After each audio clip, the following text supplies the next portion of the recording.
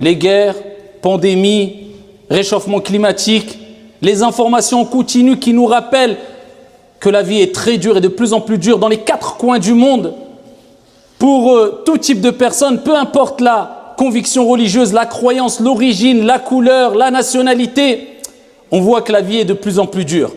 Et même nos problèmes personnels qu'on rencontre dans la vie de tous les jours, perte d'un proche, maladie, perte d'un emploi, perte financière, etc. Tout cela nous pousse à stresser de plus en plus, à angoisser. Certaines personnes tombent dans des dépressions, d'autres sont obligées même de prendre des médicaments, comme vous le savez, malheureusement.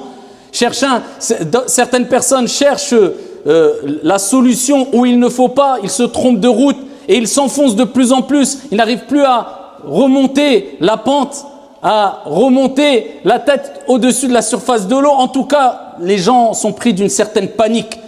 Le passé les hante, le futur leur fait de plus en plus peur. Eh bien, en tant que croyant, on peut dire que parmi les raisons qui poussent à toute cette panique et cette angoisse et cette tristesse, c'est qu'on n'a pas compris 2 choses.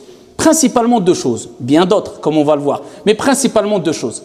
La première, c'est qu'à partir du moment où celui qui gère toute chose, qui contrôle toute chose, qui pour lui rien n'est difficile, celui qui lorsqu'il veut quoi que ce soit, il dit soit et c'est kun fayakun.